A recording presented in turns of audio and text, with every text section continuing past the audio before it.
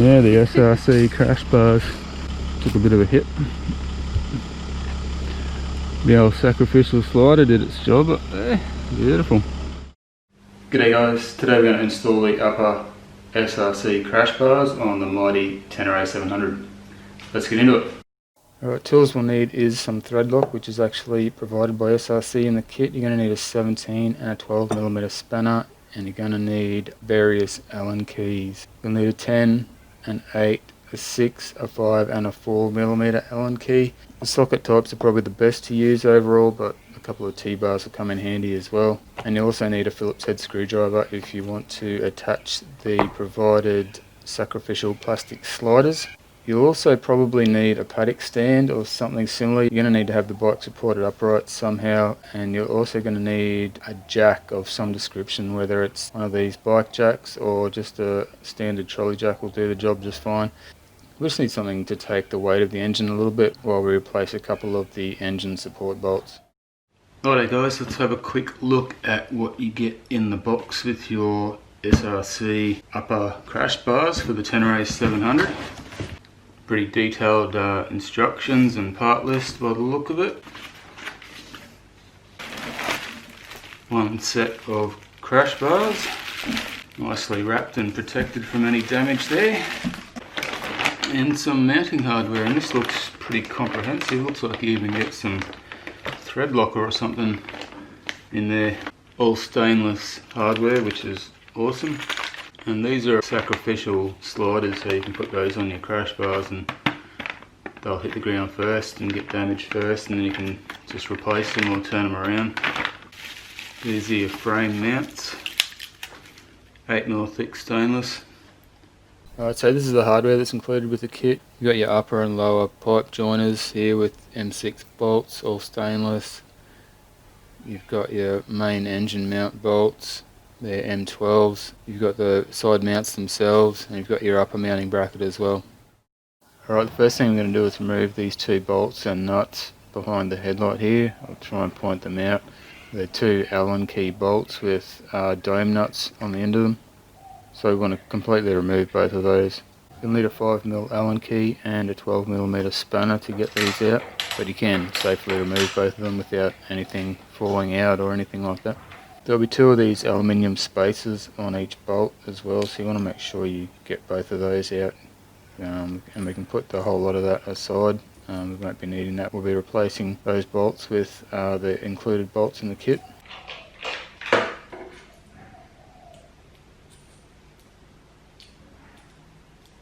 Now we need to install the upper mounting bracket behind the headlight. For that we're going to need our two M8 55mm bolts with their washers and also the nuts.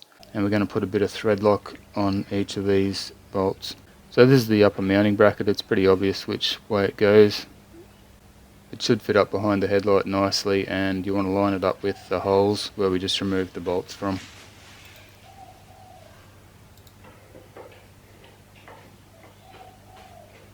And it's a simple matter of bolting the bracket in with the two supplied bolts, put the nuts on the other end, and just leave them finger tight for now. So with the bike securely supported on the paddock stand and the bash plate removed, we're going to jack up the bottom of the engine a little bit. A small piece of wood or something helps, and you just want to take the weight off it a little bit. You don't want to jack it right up.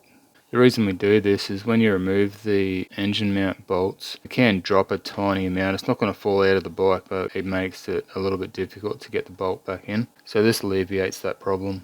Now we'll take our 17mm spanner and remove the engine mount bolt on the right hand side. It's highly recommended that you only remove one of the engine mount bolts at a time, so replace one and then do the other. Then we're going to take our right hand side crash bar mount, which is this one here. Note they're both different. And you want the longer of the two M12 bolts, the 65mm one, for the right hand side of the bike. And you want to put some thread lock on that bolt before we put it in. So a 65mm bolt goes through the mount first, then through the frame and back into the engine.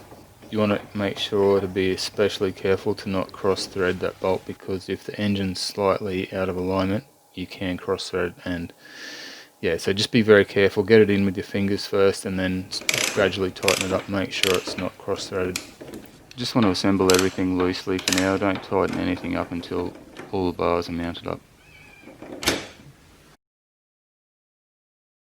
Now we're going to take both of the upper pipe joiners and bolt them in loosely with M6 bolts and washers. Place them into the upper mounting bracket and line the holes up.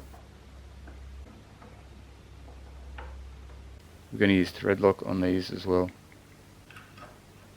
So again, we'll just do these up finger tight for now. Now we're going to get another M6 bolt and washer and put thread lock on this one as well, and we're going to take our right hand side crash bar and mount it over that joining pin and put the bolt through, just to loosely mount up the top of the crash bar.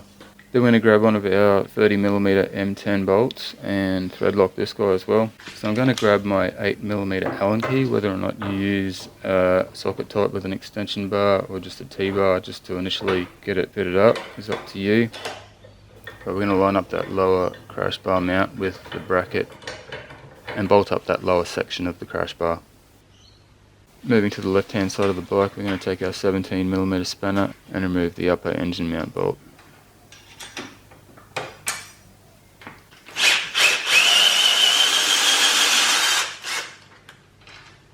Basically we'll just repeat the process from the other side, just using the other side mount and the 55mm M12 bolt. Remembering that we need to thread lock basically every bolt for this installation. Again, we'll tighten this one up just enough so that the bracket can still move slightly. Now we need the left hand side crash bar, and we'll do the same thing as what we did with the other crash bar. Bolt it on at the top first. It's exactly the same process as the right hand side bar.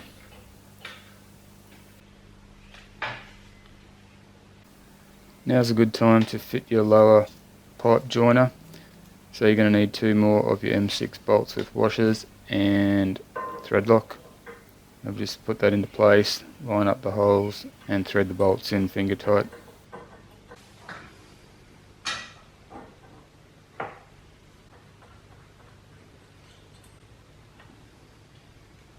Then we're going to fit the other M10 bolt on the left hand side with some thread lock. Should be able to get the bar to line up with the bracket fairly easily. You may have to push the bars together a bit on the joiners before you tighten up the bolts, but that's the final step. You just go around and tighten everything up, making sure that the lower crossbar is nice and straight and all the bolts are done up to the specified torques in the instructions, making especially sure to torque up the engine mount bolts properly. You don't want those guys falling out on the road.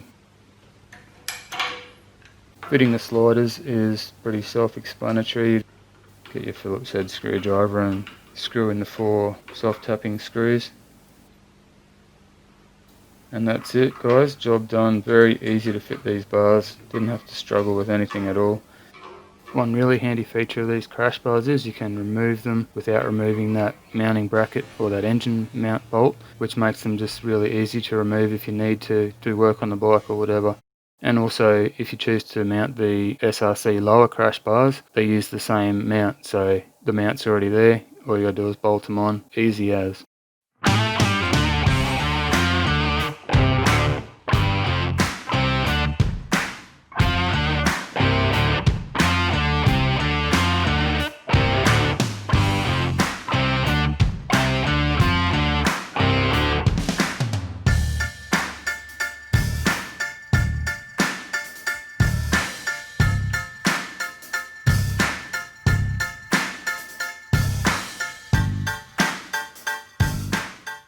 Make sure you check out the SRC website for any other protective bits that you might need. They've got a lot of protective gear for the Tenere 700 and heaps of other bikes too guys. Thanks for watching, cheers.